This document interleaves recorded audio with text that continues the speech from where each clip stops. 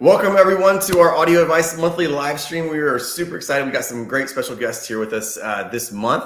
We're really excited to have both Michael Fremer and Steve Jane, who I'll introduce here in just a second. If you haven't already entered for this giveaway, this is an amazing giveaway, over $2,500 value that we're going to tell you a little bit more about here in just a second. So we're going to leave the entries open up for just a little bit longer. So if you haven't already entered, go ahead and do that now. We're also going to be trying to get to as many questions as we can. So in addition to our main giveaway, I'm going to have Steve tell us a little bit about this really cool, unique, special question, best question giveaway. So go ahead and put all of your questions in the comments. We can see those across both YouTube, Facebook, etc. And again, we're going to try to get to as many of those as we can. And we always love seeing where everybody's joining us from. So let us know where you're joining us from. I'm here in Raleigh, and we'll go around the horn here in just a second and introduce our panel. But it's great to see folks joining from all over the country and even all over the world. So Nick, I'll welcome you back first. Welcome back. I know you've done a great job hosting these over the last couple of months. So thanks for doing that. Yeah. I'm glad to be back. Actually, I missed last month, but I came back today, so I had to jump back in. Awesome. And we've got Michael Fremer joining us. So for those of you in the vinyl world, you probably are familiar with Michael. But Michael, thank you for joining us. For those of you who maybe don't know you, would you tell us a little bit about yourself and how everybody might be able to find more about you? Okay, to find out more about me, go to trackingangle.com, and I write for the Absolute Sound as well, and I've got a YouTube channel. And back when CDs came out, everybody said vinyl's going away. I started saying, no, that's wrong. Vinyl's never going to go away, and it's going to make a big comeback in a couple of years. And everybody said I was crazy, and I probably am crazy, but look what's happened. And so it's the greatest right now. So that's where you can find me, trackingangle.com. So yeah, the vinyl renaissance has been around long enough that I don't know that it's going to go away. Right? I think it's here to stay at this point. So it's here to stay for sure. Yeah. Thank you for joining us. And then Steve Jane, welcome back. Thank you for joining us as well. If maybe just tell everyone a little bit about what it is that what you do and where you're joining from. Yeah, thank you for having me, Jonathan. I'm excited to do this event with Audio Advice. You guys are a wonderful partner for us. I can confirm that Michael is in fact crazy, but he's crazy in a genius way. Michael and I have done a few analog events with Audio Advice before, so I am honored to be in his presence once again. Myself, managing director and co-founder of Fidelity Imports. Essentially, we are an importer and distributor of some of the world's finest audio brands, and we scour the planet looking for amazing brands with stories to tell and connect them with retailers like yourself, where consumers can go in, get an experience, and find amazing product. Yeah, very, very cool. You guys represent some amazing brands, which we'll jump into one of them here in just a second. Where are you joining us from? I'm in New Jersey, southern New Jersey.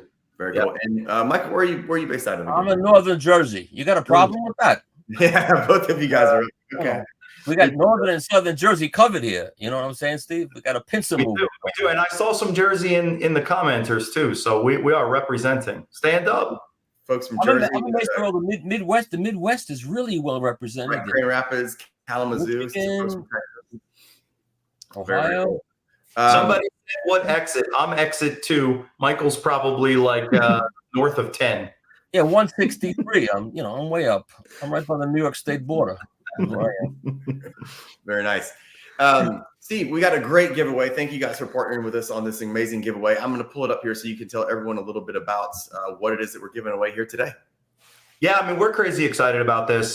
This is the Michell Tecnodec, and it's a bundle. So it's a complete system. You are getting a turntable, you're getting a tone arm, you're getting a cover, and we threw in a gold ring E4 moving magnet cartridge. So essentially, take it out of the box, you have everything you need except for records to get up and running and spinning vinyl. It's an amazing product, a lot of really great tech, and hopefully we'll get to cover some of what makes this unit special as we go through this event.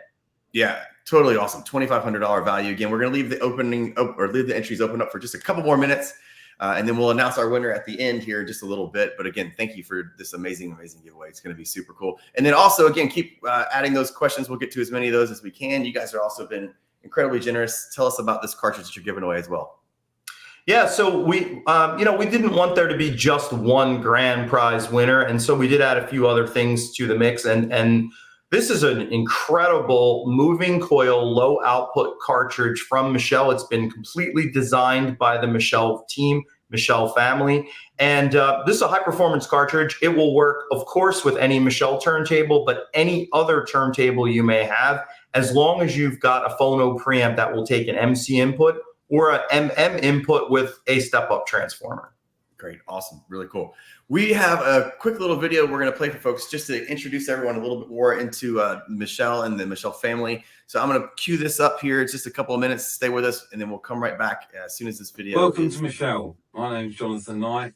Our friends at Audio Advice are giving away a Tecnodec turntable, so we thought it'd be a good idea to show you what goes into making one and have a little look around the factory at the same time. So we're now upstairs in the factory. This is Charlie. He's one of our electrical assembly technicians, and he is putting together a Tecnodec motor. As you can see there, that's the solid aluminium housing that the Tecnodec motor comes in. The motor sits in a rubber cup, you can see there. And yeah, so Charlie's putting that together for the Tecnodec that's been given away. The Tecnodec utilises a completely separate motor unit. The only thing that touches the platter is the drive belt. The motor needs to be quite heavy, which is why we make it out of a single billet of aluminium. This will stop the motor being dragged towards the turntable by the drive belt when it's in use. So we're now going to head over to where we assemble the bearings for the turntables. This is a process which is all done by feel. John here is going to ballize the body of the bearing. So after it's all been precision machined, we match the bearing body with the spindle. So we push some different size gauge balls through the bore of the actual body of the bearing and adjust the bore of it so that it fits perfectly with the spindle. As you can see in there, just spinning it by hand. This is a process that you need to learn. You need to learn the feel for it. It takes a long time to actually get the right feel. So we know that the bearings will run in as friction free as possible.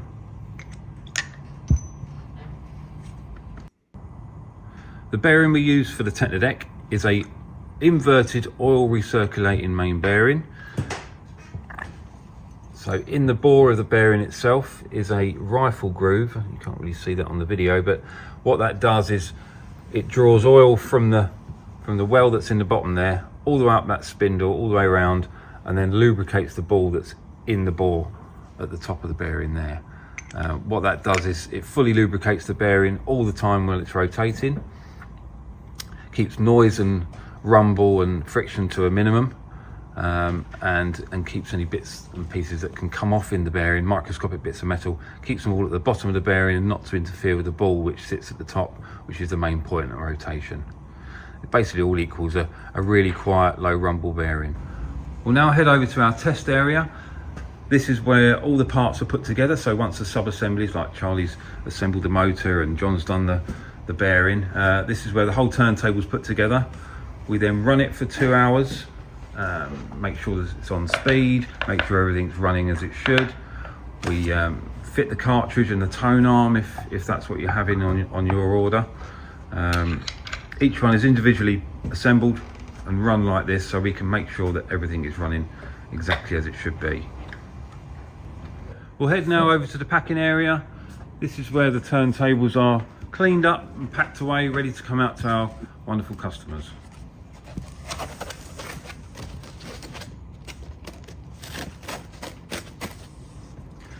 Michell is still a family owned and run business. This is our founder, John Michell. He started the business back in 1973. Great music lover and master engineer. And the company is still owned by his daughter Julie and her husband Steve. This is John back in our old Bourne Wood factory putting together some electronics for the electronic reference turntable. Interesting things in this room. So this photograph on the wall is of Steve Jobs. Steve Jobs in his early years had a Gyrotech turntable, as you can see in the back of that photograph. We were asked to recreate that turntable for the movie they made about his life. Quite nice to think that someone had done so much for digital music actually had one of our turntables. We've made lots of bits and pieces for the film industry over the years. We were involved with making the spaceship for 2001, The Space Odyssey. Famously, one of the turntables we used to make for someone else is in A Clockwork Orange. and we were commissioned to make parts for the Star Wars films. So from some turntable weights, you get the eyes for C-3PO. So we were asked to make that by the film studios.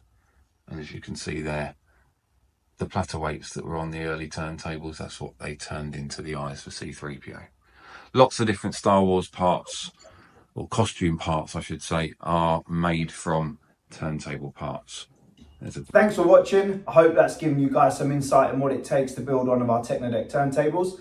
Good luck to everyone that's entered in the competition, and we hope to see you all soon. Very, very cool. So we actually had the chance to meet some of those folks at Expona just about a month or so ago, which was really, really awesome. So very cool. Steve, if you don't mind, that set it up probably really, really well. Maybe tell us a little bit more about the brand Michell and maybe the family and a little bit of the story around the company. Yeah, sure. I mean, I think for us, we have 15 brands in our portfolio. Michell is definitely one of those brands where the backstory is for 2 years, I called them every Friday and asked them to give us the brand and allow us to represent them in America, because I truly believed that the brand needed to be here again. It was here, but it really wasn't at full steam, I would say. And crazily enough, they finally said yes after 2 years of me driving them crazy. And it's an amazing company, but it starts with family. It's 3 generations of the Michell family operating the business. There are 7 members of the Michell family that are active in the business, doing all different various disciplines throughout the company. And, as somebody mentioned, they come to the trade shows here in America. You guys can meet them at an Expona, Florida, Capital, any of the big trade shows. They're there. They're very active with us. And for us, they represent something really special. There's a few key tenets that I'd love to try to get out pretty quickly about the company that I think is pretty awesome. Of course, focusing on family, of course, British manufacturing and being made in England, those are paramount to the company. But the other things that are pretty awesome about them is they are a technology company. And so even though we're talking about analog, which has its origins for quite some time ago, they're constantly innovating. And couple that with the fact that turntables that you could have purchased from that company all the way back into the 70s or 80s are still serviceable, upgradable. There are parts, and they are not obsolete. And that's something that Michell takes to heart. Every product they build, they're constantly thinking about, if there's an upgrade later, how do we allow the consumer who purchased this product to get it up to the newest standard or as close to the newest standard as possible? In a world of planned obsolescence, throwaway products, and things that are made out of MDF and particle board and flake board and wood dust with glue, they're making products out of real materials. The material composition is of a completely different level of most products you see at that price point. And it's going to stay that way, last that way. And if something goes wrong, there'll be parts for you to either upgrade or continue to use the product in the future. And that's what I love about them. Yeah, very, very cool. Michael, I know you've had the chance to experience Michell firsthand, some of the shows. Tell us some of your reactions. To your shows? No, to the table, to the Michell brand and to the Michell turntable. So I reviewed one decades ago. And then I reviewed one for you guys last year, I think it was, because I lose track of time. And I like the consistency of the products. I like the fact that they don't make a flavor for every different kind of person. They have an idea of what they think a turntable should be like, and that's what all of them share, a certain ideal and the different price points. I like that fact. And I think it's really important to buy a product from a company that is going to be around in a couple of years. People they go overseas and they find these things online and they buy them. And I tell these people, okay, you got it really cheap, and you know what? It's going to be worth nothing in 2 years because it doesn't have any value to it. There's no consistency to it. So, this is a company that's been around, that makes a great product, and what you get for the money is really impressive. That bearing, you don't see a bearing like that on a $2,000 turntable too often. Yeah. You just don't. Yeah, and if we have a second, I'd love to elaborate on that just a little bit, because the bearing is really special on that table. It uses something called an Archimedes screw, or an Archimedean screw, can also be referred to as a water screw. The technology goes back to the 3rd century BC, and essentially it is a way of pushing fluid upward. by momentum or spinning or rotation. And so what happens is you have a bearing on the top with a thrust ball at the top of a shaft inside of a bearing. It is machined out the groove, which is a spiral. And the result is that the oil inside of the bearing well is constantly being forced up and lubricating the thrust ball. That reduces friction, but it also reduces noise, and it keeps the bearing coated in fresh oil all the time. This is not technology you find in turntables anywhere near that price point. Yeah, you'll find turntables with a thrust pad on top, but that close to the platter, that's not necessarily great because that's where the noise is. But if you can keep it lubricated, you can have the advantage of having that place of having where the bearing is touching, where the platter is touching the thrust ball, which is good for stability. But you also get the lower noise because they're lubricating it, so you get the best of both worlds. Very, very cool. Is it Donut Man? He asked, will Michelle be at Audio Advice Live? Donut Man. Well, as a chubby person myself over here who loves some donuts, absolutely they'll be at I don't know which members yet, but we are turning out in force at Audio Advice Live. I believe as part of the Fidelity Imports family, there are 4 rooms, and for sure, at least 2 of them will have Michell turntables up, running, spinning, and on display, and we'll have the entire assortment of Michell tables for people to check out. Yeah, appreciate you guys showing up in a big way. We're super excited about it. We'll start getting into some audience questions here. Probably some high level questions for a couple folks. Just asking what are the most important differences between a moving magnet and a moving coil cartridge. I know we touched on that a little bit. Who wants to touch on that? Michael, we'll start with you. All right. So a moving magnet means the magnet is moving, so it's a heavier mass. So the magnet, as the stylus goes through the record, it's moving a magnet. So it's going to be slower than a moving coil. A moving coil is a very lightweight piece compared to a magnet. So when it moves faster.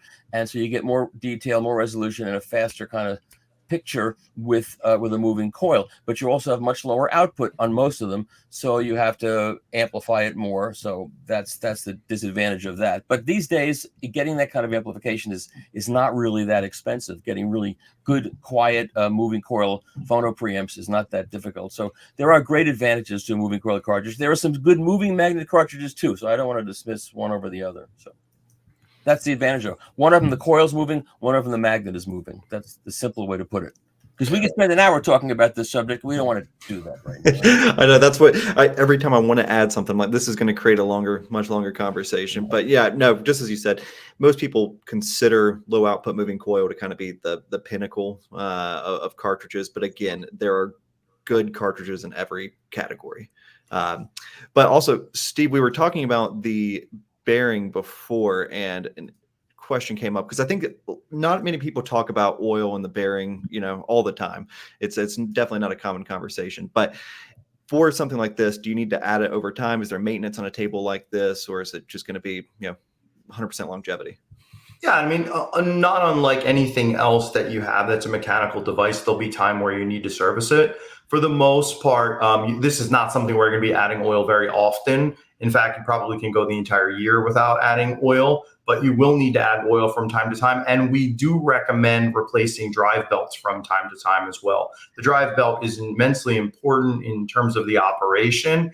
And over time, it has, constant pressure on it, especially as it's turning. So those are generally the 2 maintenance items you would have from a table like that. There's not much more from a maintenance standpoint on a table at this level or that type of table. But those 2 things, regular oiling, at least I would say probably once a year, topping off, adding a little bit, and the drive belt itself, replacing them from time to time. Mm-hmm. Yeah, we've got a full video review of this particular table where we show how easy it is to set up the how to put the oil in and get everything set up. So it walks you right through step by step. We'll make sure we put a link to that as well. Yeah, and whenever your drive belt starts to get a little wear on it, what are some that people would notice with that? Is it slippage? Is it speed? When are people going to know when to swap that out? I mean, I think it's muscle memory a little bit, but knowing that it feels a little bit stretched out If it doesn't feel soft and pliable, obviously that would be one. If you can see any cracks on the leading edge, that would be an issue. But if it seems to go on really easy, or it seems like overly stretched at all, it's definitely time to replace it. I saw another awesome question pop up on there. If we could go to that, Yeah. Nick, which was from Jeff Hansen. All right, let's see. Let me pull it up. There we go. So this is a great one, and I think it's one to talk about. The Michell table looks different than most of the other tables on the market. A lot of the tables that are on the market look like a rectangular box where they have a wooden plinth. That rectangular wooden part, in many cases, is not actually real wood. It's not hardwood. It's MDF or flake board that's been coated with something, either vinyl, wood veneer, or automotive grade paint finish. But in the end of the day, you have wood dust with glue. You're not getting that from Michell. You're getting real materials. Where possible, you're getting metal, Delrin types of specially formulated plastics that will hold up Lexan. And in the particular case of why the base is separate from the motor is a solid aluminum billet. That's huge. You do not see a motor with billet at that and using aluminum. I guess the English would say aluminium. Price point. And the fact that it is isolated from the base is a positive thing, because the motor does not come in contact with the plinth or with the actual base of the table. And the only thing connecting the two is the drive belt. Now, I have some technological capabilities here, but Michael's certainly more equipped to talk about that. This is a really great thing. And I think in the image you've got there, you can see that while they are close, the motor is in fact not touching the base of the table. So I don't know, Michael, if you can elaborate anything else to that. Well, of course, that's a big advantage as long as the table that you're putting this whole thing on isn't vibrating itself. Because if it's vibrating, then vibrations can come through and damage the whole thing you're trying to do there. So it's good to have a solid base to put your turntable on, or get one of these extra bases that you can get. I don't know how you are with mentioning brand names. That I don't know whether you sell them, but there's some good ones on the market where you can actually deal with vibrations coming from both the motor and the outside world. It'll help that. Yeah, it's a good thing. Michell does offer one. The Audio Advice team has it on the website, and the product itself has sorbethane feet to try to absorb the isolation coming from the outside environment as well, which is also something you don't see at that price point. Yeah, good idea. Yeah, and keeping the motor away from the cartridge itself, it also keeps electrical noise down to a minimum by just separating that distance. And so you're not picking that up through your cartridge, because those cartridges are incredibly sensitive. You can tap on a table, 6 feet away, as long as it's on the same surface, and still hear that through the cartridge. So yeah, it's that also has to do with the deadening of the table, which I'm sure we're going to get to even more. But let's see. Let's jump through some other questions here. Well, hold on. First, we got a fun one. Michael needs to talk about his collection. They're actually all Herb Albert records and Al Hurt records. Oh, 101 strings. In fact, I have all of the 102 string albums, which are even better. Someone asked where you got your Zoom background from, and I was like, I'll tell you a funny story. So I reviewed the Michell in my utility room. I have a whole very expensive rack in my utility room next door to where my main room is. And so some guys came over and set up a really expensive, really great table for me to review. And I said, I have a table in there. I'm going to play for you. Tell me how much you think this costs. And they were way off. They thought it was way, way more expensive than it was, because it really sounded great. When I showed them what it was, they were absolutely impressed. So it was interesting. Yeah. Well, the first time I saw the Gyrotech SE, whenever we go to these audio shows and we see these tables, you just immediately think, oh, everything I see is going to be mega expensive. And don't get me wrong, $6,500 is not a cheap table by any stretch of the imagination. But if you look at the table and you're familiar with the high-end marketed tables, it's punching above its weight, both in aesthetics and definitely performance. So yeah, we've been impressed all the way around with their lineup. The most annoying thing is you see these people buying $75 turntables and $40 records. It's not, it's not good look. The thing you talked about, Nick, on the Gyro SE, that's kind of interesting. I like to use the word visual drama. It does have those weights that are at the bottom of the platter, and they are a metal, and they're either coated in silver or a goldish brass finish. As we've learned in the video earlier, they were the base for C-3PO's eyes, which is, you know, mind-blowing, and a lot of people probably didn't realize the connection between J.A. Michell and Star Wars. But as those weights move, there's a kind of visual drama to that product, and it looks very, very expensive while being, you know, approachable, I would say, at $6,500 for a handmade in England table. Yeah. I just reviewed a turntable, also made in England, that costs $370,000, and it has a very similar kind of metal things that go around. And if you go to my YouTube channel, you can listen to a track that was recorded with, you know, played back on that through YouTube, and 130,000 people have watched it, and you'll hear how good it can possibly get, and it keeps getting better and better. So turntables make a difference, and don't cheap out right away. This is a great turntable at a reasonable price, and it'll keep you happy for a long time. Yeah, absolutely. Yeah. Well, I think that's the important thing too about an analog playback system is that pretty much every single part of your system is going to change the sound in some way. You know, in some cases, it's not always, you know, people saying, oh, something sounds objectively better. There's not always an objective better. You know, sometimes it's just, hey, I like the way that this makes a system sound, and this, you know, plays nice in my ears. And that's what matters. What you like. Yeah. That's what matters. That's the great thing about analog. You can tune an analog system to your ears much more than you can a digital system. And people say, well, that proves that it's not really good because it's what's right. What's the right thing? I don't know what the right thing is. What's the right thing? Is it what the mastering engineer hears on his speakers in his mastering suite and everything else is wrong? So, you know, don't worry about that. Just yeah. I'm a digital guy sometimes and an analog guy other times, and both definitely have their charm for sure. So jumping over, good.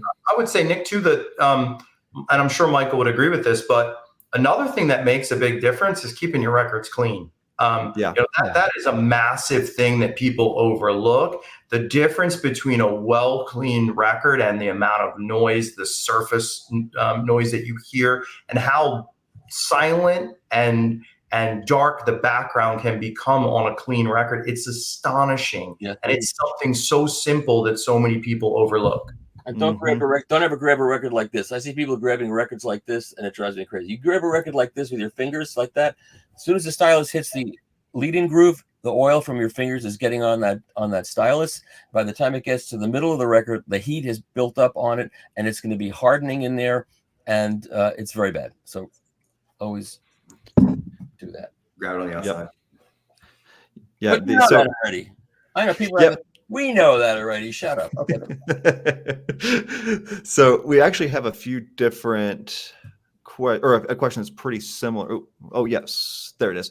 So on the same topic of cleaning albums, what's the best advice for creating a static-free environment? So that's half the battle as well. A humidifier is great if you can, get a humidifier in your room, especially when in the winter when things are dry and you have a lot of static. Then also, you can get this static guard spray. It's a can of static guard spray. It's used for clothing. But if you have carpeting, you spray the static guard right in front of your turntable on your carpeting every so often. That'll help. And you can get a little gun that'll destat your records, or you can spend a lot of money and get this DS audio device that's very expensive that takes care of it as well. There's all kinds of ways of doing it, but it's a good idea to deal with the static electricity for sure. Yeah, because I don't think a lot of people realize how much static has to do with the sonic performance as well as just keeping your records clean on their own. Just getting the little anti-static sleeves are going to help keep the dust away for sure. Yeah. So another question: you see a lot of high-end turntables with minimalist plinths like this one. Is there a sonic performance reason? Yeah, because a plinth, depending on how it's manufactured, will vibrate on its own. And unless you take extraordinary care of getting something that stops the vibrations, it's going to just send vibrations up right through the whole system. So especially ones made out of plastic, not necessarily great. I mean, inexpensive turntables, it's got to be plastic, but better off avoiding plastic if you can, or avoiding hollow wood. There are some good ones that have plinths, but what's great about this turntable is that it gets rid of it, so you don't have to worry about it, which is a good idea. Yeah, because what is so Steve, what are the tables, what are they made out of in particular? What materials? So from the platter to the plinth. Yeah, the platter is Delrin, which is similar to vinyl itself, and the plinth is made out of a Lexan type material. On the Tecnodec, on their other tables, they're all solid aluminum that have been machined, and they use a varying couple different materials inside the mix for the product itself. So it's not just straight Delrin, it's not just straight Lexan. And on the case of the gyro, for example, if you ever pick the plinth up, the platter up and turn it over, you will see like what looks like a cork isolation material on the inside of it. So there are multiple materials inside of the single product. You just don't see them from the outside. So they're using a mix of materials to try to get the best type of sound that they can. Yeah, and do you recommend using a slip mat or anything on a table like this?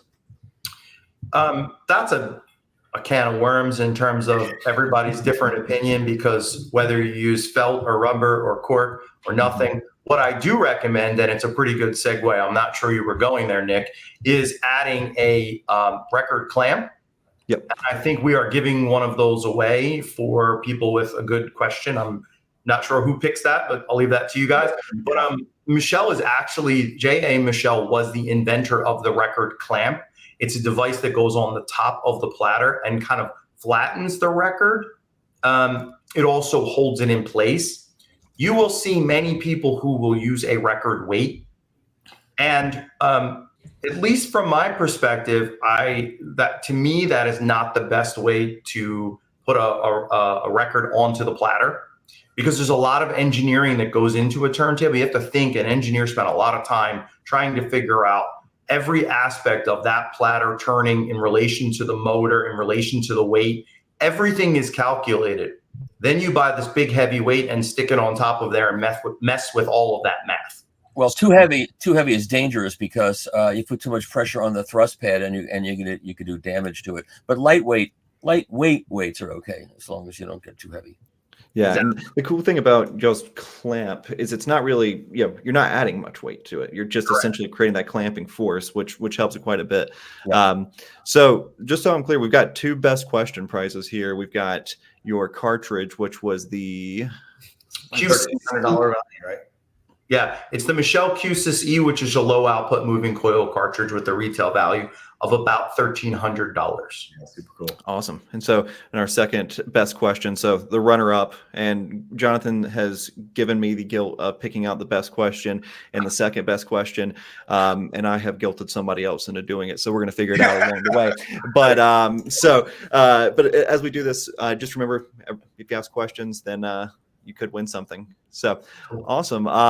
So jumping into clamps, do you guys, how many different clamps do they have? Is it just a single model? Because I know at Axpone you guys have a few different ones. There are 2 models, Nick, but 4 variants. Okay. And the reason why is there are some with what it would be mostly standard spindle height. And then there are some that use a different spindle height. Particularly one manufacturer in particular uses a specific spindle height that is different. So they make one to accommodate both. The one that is not specific for that one manufacturer covers 85-90% of all turntables on the market. However, they also are available in both silver or black anodized. So that's where you get the 4 variants. 2 versions, 4 variants. Gotcha. Okay. So let's change speeds here a little bit and go into a somewhat complicated question. And this one has a lot of answers and a lot of different, a lot of different versions. But can you explain the different types of stylized shape and materials and how it affects tracking and audio quality? That's a great Tough one. question. Would you like me to try that one? I wish I had my visual aids here. In fact, I do have a visual aid in the other room I probably could grab. But okay, I'll go through it. So the most basic stylus is a round stylus. And the only advantage of a round stylus is it doesn't matter how you set up the turntable. No matter what you do, it's round. You can think about it. It's not going to affect almost anything because it's round. So you can't really set it up. The problem is a round stylus cannot get into the groove effectively. It can get part of the groove. So horizontally, it can't get into the crevices of the lateral modulations, and vertically, there are hills and valleys. So if you think about a big round thing going over a hill. It has to get to the top of the hill. Then there's a pause as it gets over the hill and goes back down the other side, and then the round part is going on the other side of the disc. If you understand what I'm saying, it's like here's a round thing, and it's going up the hill, and it gets to the top. It's got to go down the other side.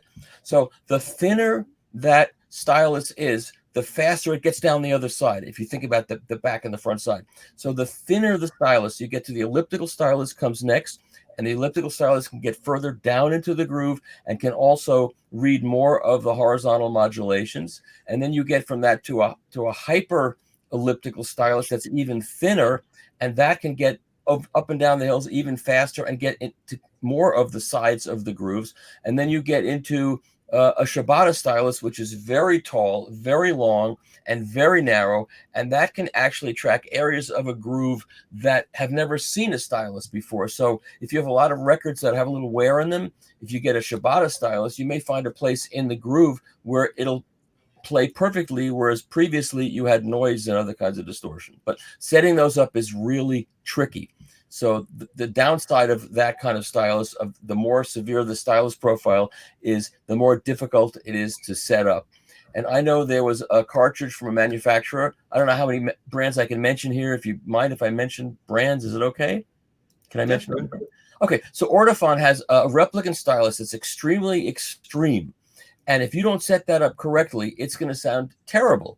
And so there was a review of this cartridge they came out with, and most of the reviewers who didn't like it were actually reviewing how bad their setup was because they didn't do it right. The cartridge is actually amazing, but that happens sometimes too. So the disadvantage of a severe stylus profile is setup is critical. The advantage is you get a lot more information out of the groove. Is that okay? Yeah, no, that's perfect. Yeah, that's what I was trying to Don't see. take perfect. My wife will be upset with you. So I was trying to see what type, because most of it looks like Michell's cartridges, you guys have a mix of elliptical Shibata and the ultra precise micro line. So you guys have a wide variety there, which is good. So I mean, microline is the one that's got a lot of detail because it's the line literally is very narrow. That's reading the groove. And if you know what, I'm going to go for a second and try to find this ideal visual that'll show you something interesting. Okay. Yeah, go for it. Yeah. While Michael does that, I saw a couple different variations of a similar question I'd love to address if possible in the chat, which was people were asking, and you may want to find one in case it's a best question, various variations of the question. Does the product come set up? Is there additional setup? There was somebody else who asked, do I need a pro to set this up? So if you could find something, Nick, in the comments that has something similar to that. I saw a few versions of that question. And once you pop one up there, I'll try to answer that for you. Let me see. Yeah, there's one. Exactly. So how much setup is required after opening the box? The turntable itself comes mostly assembled. There is very minimal you will need to do once you open up the box. Besides obviously set up the motor, put the drive belt itself on, connect, put the platter down, and tighten on the platter retention nut, which you saw in the video that we played at the beginning. So if somebody does win this and needs to know how to do it, you can check that out. There's also tons of setup videos on YouTube on how to actually set this product up, but it comes most of the way assembled. There was somebody else who asked a question about, do I need a pro assembly? My guidance on that is this product is going to come with a cartridge, the Goldring E4, which is a spectacular cartridge, moving magnet. It's a $300 value. And that cartridge will be preset. If you need to change that, or in the future, if there's something else that you want to put on there, that's where the setup gets more intricate. Building the table itself, taking it out of the box, setting it up, getting it to work is less complicated. Setting the cartridge is where you're going to have a couple variables that you need to be able to set.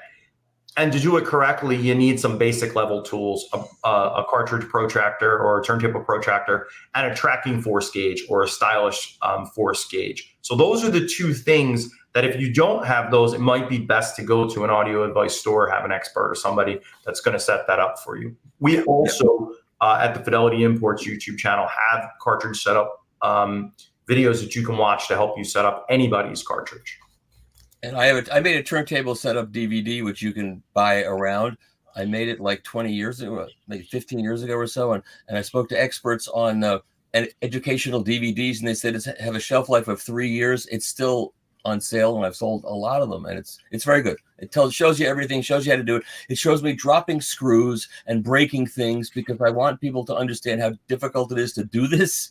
And if you want to try it with a really good cartridge like you're getting on this giveaway, buy a $20 cartridge and play with that first till you get the hang of it before you try with an expensive cartridge. And it's very satisfying to do it yourself. There's something very satisfying about it. And you read the instructions, it's like in 5 seconds you've read the instructions, and then an hour later you're still busy doing it, and you wonder what's wrong with you. There's nothing wrong with you. That's how long it takes. So, oh, very cool. This is a there you go. You can see giant, very severe profile stylus. So you can see. I've seen PowerPoints of this. This is actually much more interesting here. This is the micro ridge, the side of the stylus that's going to contact the horizontal modulations, and you can see how far into the groove that will go compared to a ball. And then also your stylus rake angle matters too, because you want to be going up and down the groove following the way the record was cut by the cutting stylus, and if you don't, it'll bounce around. And so it's got great advantages if you set it up correctly, and disadvantages if you set it up wrong. So kind of go deeper down the line. Whenever you talk about the left to right horizontal movements, you're able to still do that perfectly fine on a standard gimbal tone arm. You don't need like a unipivot or something along those lines to do that. No, absolutely not.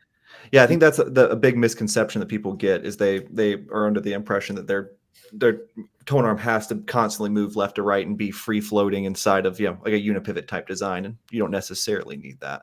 No, the more rigid the tone arm is, the better. Yeah, and a good unipivot can be good also, but a bad unipivot can be moving around the groove like that, which you don't want. So yeah. So while we're on the topic, and I saw some people talking about setup before, which Steve and I touched on. Whenever it comes down to the setup for the tone arm itself, on the Michell tables, are we doing just tracking force? Are we looking at VTA as the lines go up? Do we get better adjustments? Anything along those lines? Yeah, and as you go up the line, more and more advancement is available. On the Tecnodec itself, you're primarily doing the counterweight or tracking force, measuring that, and the VTA. Those are the things you're setting. There is not an anti-skate built into that tone arm. It is a modified Riga tone arm.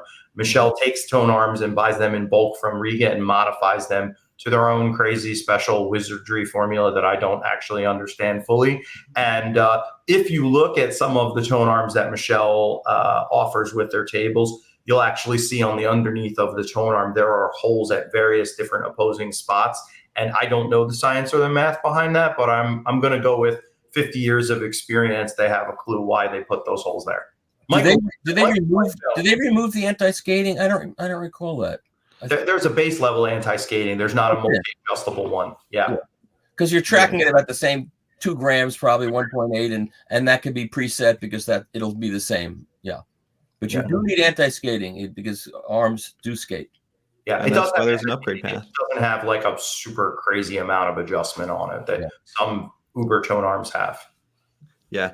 So across the line, are we able to swap any tone arm up to the next level as we kind of go along, or is there as we go up, is there a difference in like tone arm length or mounting or anything along those lines? Yeah, I mean, that's a great question, Nick. So far, I'm giving you the best question award. Thank you. So I think with all Michell tables, there's a level of customization, right? This one being a bundle, it's paired all together. But most Michell tables will work with nearly all tone arms that are out there within a 9-inch standard length, right?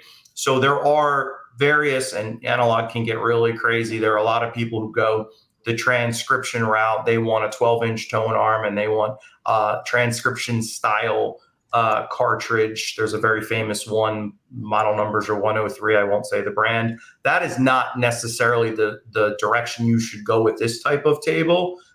Those types of tables were created from a broadcast or a radio station type of environment. And you need a longer tone arm, heavier mass to be able to play a cartridge like that. So other than that, these will work with most tone arms, especially 9-inch. And as you go up the Michell lineup, there is a mounting bracket or a tone arm board, and they're customizable. They have tons of options, especially when you go to the gyro. They actually have billet aluminum machined ones. There's no drilling, there's no cutting a hole, there's no getting a one size drill bit and doing it yourself. It's all precision, and they have them for multiple different tone arms that are available on the market, both currently available and legacy style tone arms as well. And don't necessarily think a longer tone arm is better, because there are many disadvantages of a longer tone arm. And a lot of the people that make tone arms, they make the longer arms because people want them. But if you talk to them off the record, no pun intended, they will say that all things considered, a 9-inch arm for many, many reasons is really the ideal length for the most part. There's a little more tracking error, but the rigidity is better on a 9-inch arm. And if you set up a 9-inch arm, a 12-inch arm incorrectly, you magnify the problems in your setup. So overall, a 9-inch arm is all you really need. There's no point in making a longer arm. And I'm sticking with that. And even though I have to have a 12-inch arm on my turntable, if I didn't have to, I'd have a 9-inch arm. Can I tell one story just for a second? Yeah. One, I'm very happy that Michael didn't slap me across the head with what I said as I tried to answer that. But I want to share one story for me. I've been in audio my whole life. This is really all I've ever done. It's the only thing that I've been able to do with my life. And I was very happy to go to Audio Advice Live. And then I became extremely nervous. I was told that I was going to be doing an event alongside Michael Fremer. We were going to be building a Michell turntable from scratch, setting it up. Don't use the word scratch around this at all. Don't ever use the word scratch. Building it right from its bit of parts, putting it together, setting it up, and then playing Michael's prized records in front of an audience. So let me set the stage. A guy who's saw Michael as the authority in analog for a very long time is now being told that, kid from South Philadelphia has to go and stand next to him, build a table with him, set it up, make sure it actually works, and then he's going to play his prize records for an audience. The pressure was astounding. I will tell you, he did tell me to slow down once or twice, but it was an awesome event. And what I'm getting by that is he really is an authority, and I'm glad that he agreed with what I was saying there. But at the second and third point, it was a moment of realization. It was an awesome one to be alongside an industry icon like Michael. And then I think third, what an incredible event Audio Advice Live is. You get to interact with these people. And Michael brought records on the airplane with him that he wanted to share with the audience. It was awesome. I know everyone I saw coming out of the room was like, that was really fun. Where do you get to do this? Where do you get to interact with manufacturers, with brands, and check out products? So I can't say enough about how awesome the event is. We had 2 rooms last year. We're doubling it. We'll be back with 4. We can't wait for this event. So thank you guys for doing this. Consumers that can get there within a quick flight or a manageable drive, I highly recommend you get your butt there because it's an awesome event. Yeah, thanks. It's really exciting. I'm sure you asked with Flying Colors with Michael, because we had lots of great feedback on it. And yeah, thanks for plugging the event. It's going to be bigger and better this year for sure. We've got a lot of really cool things planned all weekend, August 2nd through the 4th. We're going to be talking more about it, obviously, over the next few weeks. So yeah, we're really looking forward to it. And thank you guys for participating and supporting the event. There are so many great questions here. I wish we had time to answer, but we don't. Let's jump back in. I feel bad I didn't have all these answers. And guys, we did not pay Steve to do that, to give us the plug. Steve, I'll Venmo you after this. But let's see. All right, let's jump into some other questions. Well, let's talk about the arm in specific. We were on arms before, so we talked about the T2 arm. What can you tell us? What are the advantages of going up to the T2 arm, or well, I guess from T2 to the T8, I guess would be the logical transition. But what are you getting from going from the T2 to the T8, and what makes the T2 special? Yeah, you've got a T2, a T8, and then a Techno arm too. Those are the three tone arms that Michell themselves recommend. They're all based on Riga tone arms, and they all have a level of wizardry and special alterations to them. One of the main things that you're going to see when you look at this tone arm is the counterweight assembly. So it's all precision, it's all aluminum. It is different from what you get when you purchase a Riga itself. It allows for more precise adjustment. As Michael said, the vast majority of cartridges that are out there are going to track around 2 grams. They're going to tell you 2 grams is ideal tracking weight. There's tons of other ones that'll be in different spot, but a large majority are in that range. So the better you can adjust that, and we do recommend, kind of trying to nail that. Spend the time, back to Michael telling me to slow down, spend the time, get it as close as you possibly can, dial it in. If you need to walk away for a second, take a break, come back, try it again. But get it as close to that ideal tracking weight as you can. And that's one of the killer things about that is all the precision work. You got to remember, J.A. Michell was a master machinist. So the use of the materials that they have and the precision level in which they are constructed is what separates them, and that's the part I was talking about from the very beginning. At these price points, you don't get this level of innovation from pretty much anyone else. Most of the other tables are that dust with glue, that particle board, that flake wood style rectangular plinth. They definitely don't have an inverted bearing. They don't have an Archimedes scroll. They don't have a billet aluminum motor that's isolated from the main plinth, and on and on and on. And the last part is they take a good base in the Riga tone arm and they modify it to make it even better. Now, to the last part of the question, how does it affect bass performance and extension? It's not just about bass. They're not doing it purely for bass. The entire frequency response, all of what comes out of the music is affected by the things that they're doing, and by you being able to dial in the exact tracking force that the manufacturer of your cartridge is calling for. It improves the sound quality. And I'm sure Michael, again, can go much deeper than me.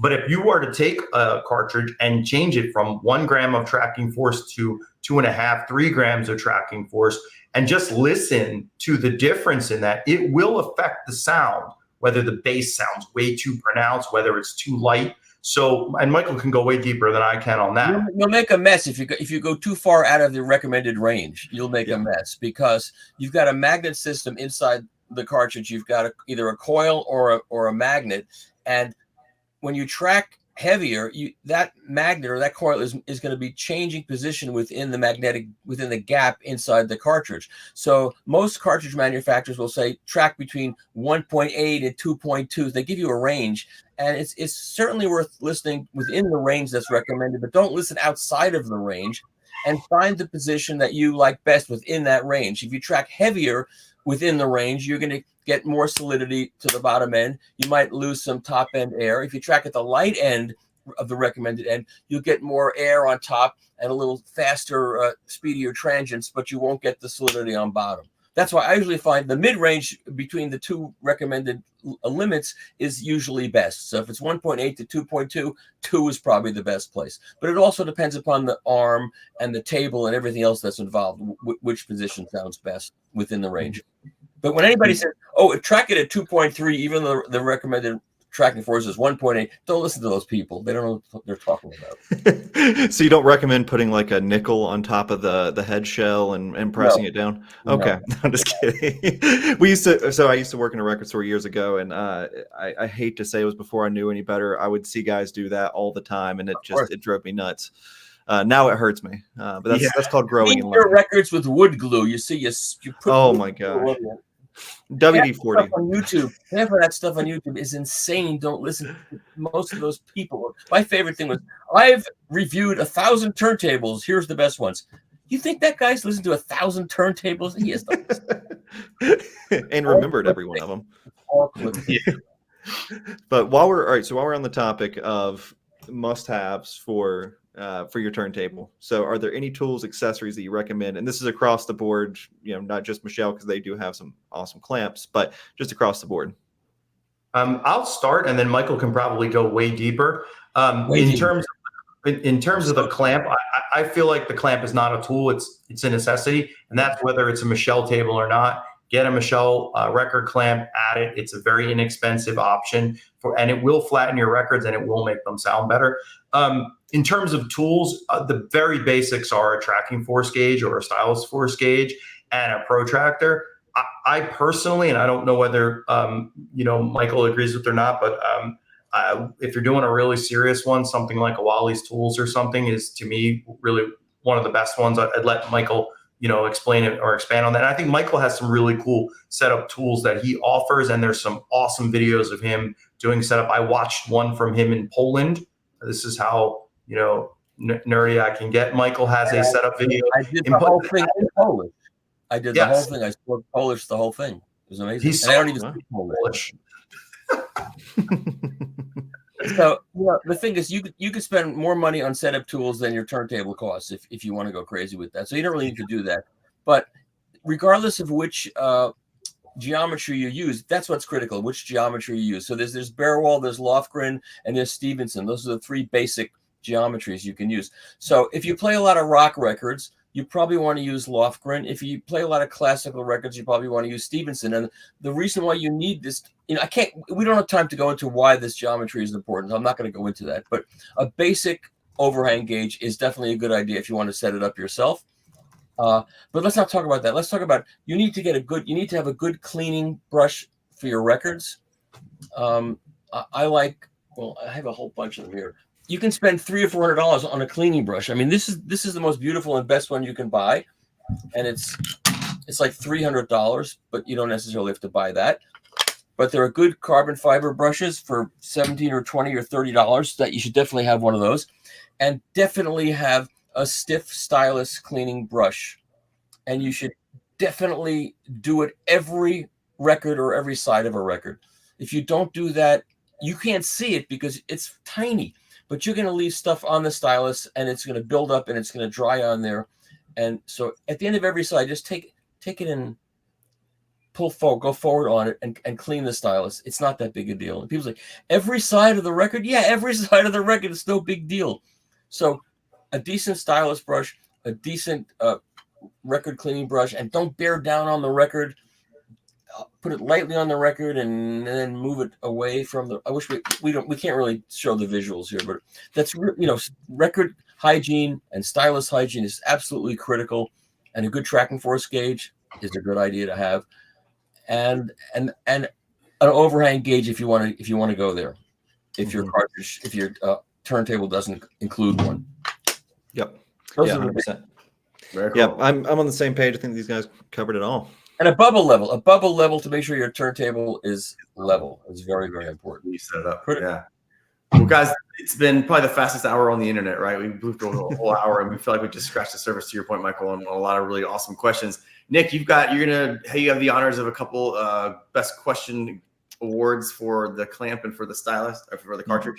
Yes, and as always, I win both of them. Good night, everybody. Yeah, right. So yeah, we have two, and I had some help for this. So don't hate on me, everybody that asked questions. There's some great ones out there. We didn't get a chance to answer all of them, but again, I appreciate everybody and joining in next month for those. But one last thing, please. Yeah. So how do you clean a stylus? Okay, so go from back to the front with one of these stiff brushes, and should you use a liquid? Every so often, it's okay to use a liquid. Make sure you know what the liquid is. If it has alcohol in it, don't use it because it could break the bond that holds the stylus into the cantilever. Every so often, it's okay. Use a tiny, tiny little bit of fluid. Don't douse the thing. But for the most part, a stiff brush from the back to the front, just 1 or 2 times should do it. Awesome. And you know what else? Your finger.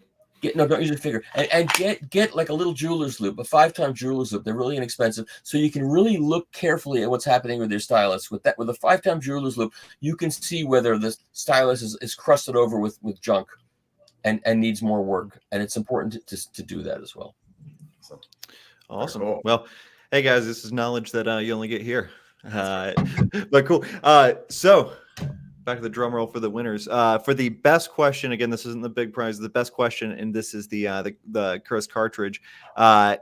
That is for Jeff Hansen, and his question was: does the separate bass do anything for the sound, and will it do the same as a wooden cabinet?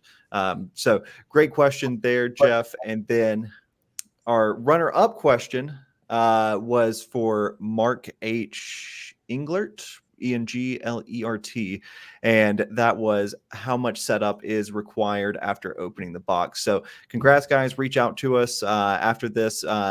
You can probably go through our website or email us at support@audioadvice.com. We'll get you set up there. And now for the big winner, Jonathan, you want to take that away? Yeah, absolutely. So before we announce the big winner today, I just want to again say, Steve, thank you so much for joining us. It's always a huge pleasure. And again, thank you for supporting Audio Advice and Audio Advice Live. We're excited to see you guys there. If you don't have Audio Advice Live on your calendar, please go ahead and put it on your calendar, August 2nd through the 4th. It's going to be a ton of fun. And Michael, as always, you're so well respected in the industry. And so thank you for taking an hour out of your time this evening to drop some knowledge. A lot of great comments from everyone in the audience about how much they appreciated you on the panel as well. So thank you for your time this evening. And going forward next month, so starting next month on June the 26th, we're going to have David Solomon from Cobuzz and a couple of our other friends from the industry talking about what you can expect to see at Audio Advice Live. We're going to do those weekly leading up until Audio Advice Live, just showcasing all the great brands, all of our great partners, all of the great thought leaders in the industry that are going to be on some of the panels. So again, we'll be starting that off at the end of June here. We'll share more about that here real soon. So again, thank you guys for joining us. The big winner, we can get a virtual drum roll for our giveaway today. $2,500 value is Aaron Schweiger. I hope I said that right. Aaron Schweiger out of South Carolina. We will reach out to you and connect to make sure we get with you on the big giveaway. So again, Steve, thank you guys for providing everything today. And Michael, Nick, thanks as always as joining. Thanks to everyone who joined us from all over the country and all over the world. It's great to see everyone. These are always a ton of fun. Thank you for supporting Audio Advice, and we will see you again real soon. Thanks, everyone. Bye-bye. Thanks, guys. Thank you.